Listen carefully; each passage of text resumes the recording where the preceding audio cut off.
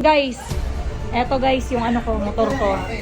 Ayan ang humiram, pero ang ginawa niya, ibinenta niya. Hindi ko na kasi mabalik eh. Hindi pwedeng hindi niyo ibalik ang ano ko, balik niyo yung motor ko. Wala na nga akong pera na. Nagastos ko na nga yung pera. Anong gagawin natin? Bakit mo kasi binenta? Hindi mo naman motor yan. Motor ko yan eh. Punta kayo dito. Tapos para kayo may mga pinatago. Diba? Nagpapalik niyo sa akin yung motor. Eh, wala akong pera. Ano no? Ura-urada. Makapaglabas ako ng pera. Bakit mo kasi binenta? Motor ko yan eh. Kasalanan yan eh. Eh hindi naman pala sa'yo, bibenta mo. Kaya nang kailangan ako ng mga time na yun. Gusto mo, susunod ko na lang ito babayaran. Kaya pala Kunin mo sabi lang nito, itong motor. tupalo yung Peperes eh. Hindi naman pala sa kapangalan sa kanya, sa'yo eh. Nanghiram ka lang kasi ng motor, ibinenta mo pa yung motor ko. Ha? Anong gagawin natin dyan? Nanghiram ka lang eh. Dapat hindi ka nagbebenta ng Hiniram mo hindi lang mo pala pagmamay-ari. Ang lakas naman ng loob mo. Hiniram mo tapos ibinenta mo. Asa yung pera ko? Eh wala pa nga pera dito pa. Hindi pwede yun. Balik mo yung pera ko. Next week. Hindi, ganyan na lang lagi sinasabi mo eh. Ikaw magbalik. Pero kukunin ko Ilang yung buwan motor na to, ko. pabalik-balik na tayo.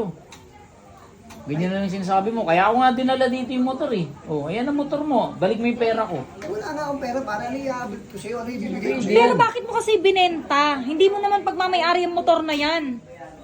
Eh, kaya nga ibabalik ko nga sa inyo, te. Sa susunod na lang ilinggo. Hindi nga pwede. Kasi ganyan din ang sinabi mo noon. Hiramin mo lang ng isang araw, hindi mo na ibinalik, ibinenta mo na pala. Ay, paano kung gagawin nga natin? Wala nga akong pera dito. Kahit ano kapapahin ako dito, wala Walang akong pera, hindi sa pwede akin. yan.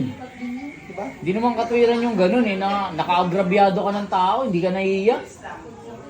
Paano yan, boss? Kailangan kong kunin yung motor ko, boss. Kayo na Hindi, balik niyo mag-usap. muna yung pera ko. Balik niyo muna. Hindi, kunin mo na lang itong motor ulit. Ba't mo kukunin? Motor ko Hindi yan. ko na nga yung may-ari. Ano, bibigay mo yung motor ko? Kaya nga, hindi ko Wala ka sa ng loob mo.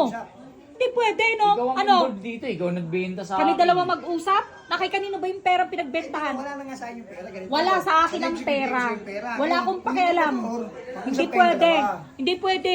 Kayo ang mag-usap. Basta't kukunin ko yung motor Yung ko. mali kasi sa'yo, pre, hindi naman sa'yo tong motor. Diba? Gumawa ka ng ganun. Oh. Anong sabi mo sa akin? Tupalo yung papel. Oh, basta kukunin ko yung motor ko. Ha? Problema nyo na yan. Kayo mag-usap dyan. Motor ko to. Hindi pwede. Hindi. Kayo mag-usap. Bakit? Problema ko pa ba yan? Hindi ko kasalanan yan. Bahala kayo sa buhay ninyo. Ayaw mo lala kung pakiyan sa pera ninyo. Kayo mag-usap yan. Labas ako dyan. Motor ko to. Kung gusto nyo, magbaranggayan kayong dalawa. Basta ako kukunin ko tong motor ko. Wala akong ano dyan. Problema nyo na yan. Kayo mag-usap, no? Basta kukunin ko yung motor ko. Hindi, teka lang.